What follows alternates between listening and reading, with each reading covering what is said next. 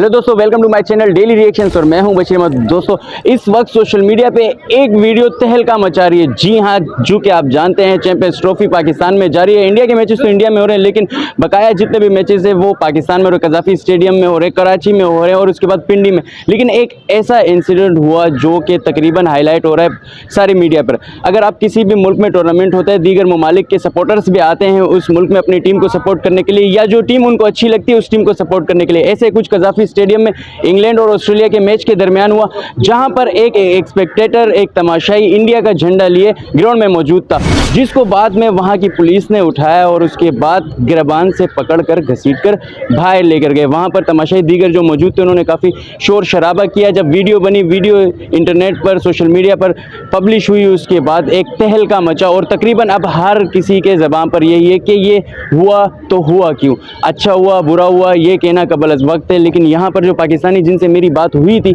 Behind the scene, जब अभी record करेंगे हम जानेंगे उनकी भी राय, लेकिन जो चीज़ें हमने सुनी और देखी उनसे बज़ाहिर यही लगता है कि पाकिस्तानी भी खुश नहीं है पुलिस के इस अमल से।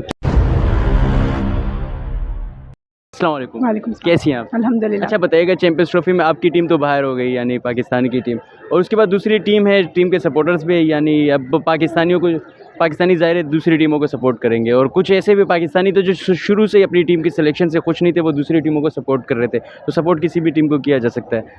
ऑस्ट्रेलिया और इंग्लैंड के दरमियान मैच होता है।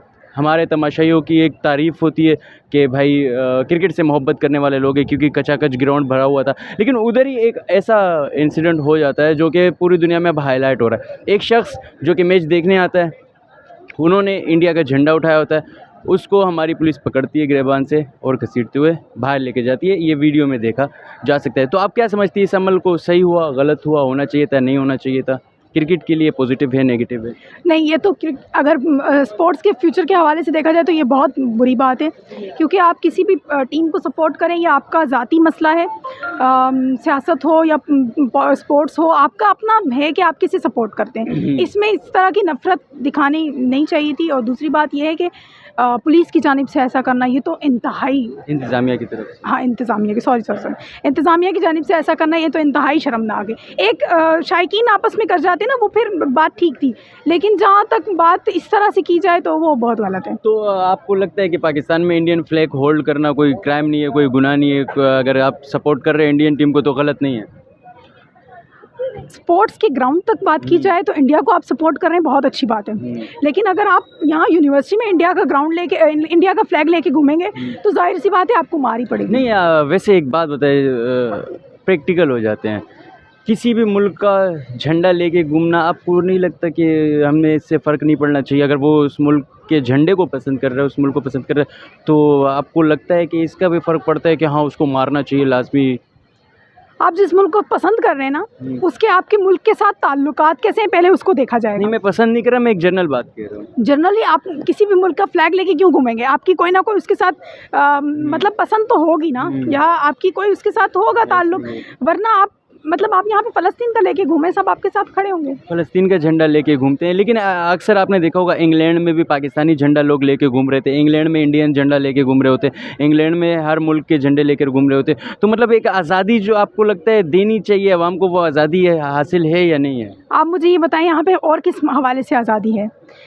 अगर पॉलिटिकल हमारे जो क्लैशेस हैं, हम उसके अलावा किस तरह से सोच सकते हैं?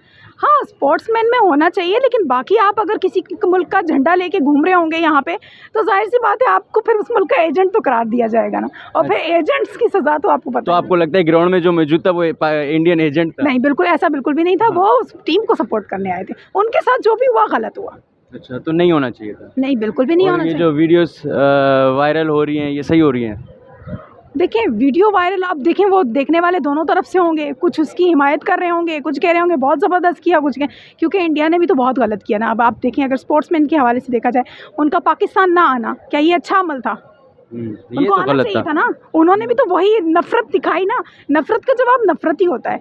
आप मोहब्बत दिखाएंगे, उसका जवाब आपको मोहब्बत मिलेगा। लेकिन आप जब इतनी नफरत दिखा रहे हैं कि हमारी टीम पाकिस्तान तो कभी भी नहीं आएगी, हालांकि हम चैंपियंस ट्रॉफी की मेज़बानी कर रहे थे, लेकिन वो नहीं आए। तो अब देखें, आपने जो बीज बोया है ना, वो फलदार दरख्त तो बनेगा। तो उन्होंने जो बीज बोया, लेकिन हुआ गलत। मैं ये नहीं कह रही कि उनके साथ जो जिस शायकीन के साथ ऐसा हुआ ये ठीक हुआ, ये गलत हुआ, लेकिन एक बात है कि जो आप करेंगे वो होगा। अच्छा, तो वैसे ओवरऑल बात करते चले, ये आप कह रही है गलत हुआ, फिर उसके बाद आपकी टीम तकरीबन दिफाई चैंपियन थी। 2017 के बाद चैंपियंस ट्रॉफ़ी होता है, 2017 का चैंपियंस ट्रॉफ़ी आप जीतते हैं, फिर उसके बाद आपका टाकरा होता है भारत के साथ, आप हार जाते हैं, न्यूजीलैंड से मुकम्मल तौर पर फ्लॉप हो जाते हैं। फिर उसके बाद आपकी टीम तकरीबन वन साइडेडली मैचेस हारती है और बाहर हो जाती है। अपनी टीम के बारे में क्या ख्याल है? देखें, अगर आप अभी देखें ना, जो चैंपियंस ट्रॉफ़ी हम विन किए, आप उसकी सिलेक्शन कमेटी को देखें और अभी जो सिलेक्शन कमेटी थी उसको देखें।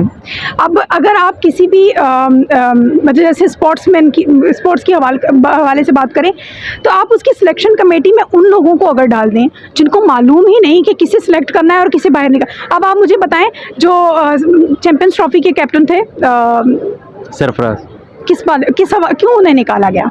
किसी को मालूम है?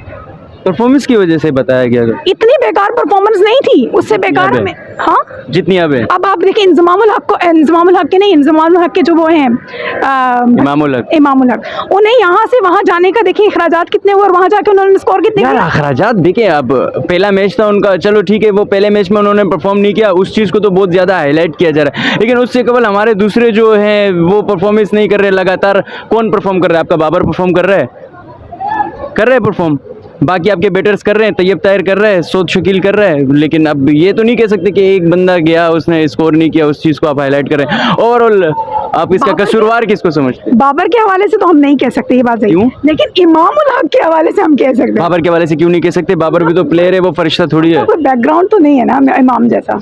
नहीं, अब अगर इमाम की स्टेट्स उठा के देख ले, ओडीआई में अच्छी परफॉर्मेंस है, उसकी एवरेज भी अच्छी है, स्ट्राइक रेट भी तकरीबन अच्छा है। ओडीआई की तरफ देखें, चले क्या हट जाते हैं इस चीज़ से। आप बताएं, टीम के इस परफॉर्मेंस का जिम्मेदार किसको समझते? सिलेक्शन कमेटी को। और इंडियन टीम के बारे में क्या ख्याल है? टूर्नामेंट जीतने की काबिलियत रखती है इंडियन? तो मुझे लग रहा है इस बार चैंपियंस ट्रॉफी वही जीतेंगे।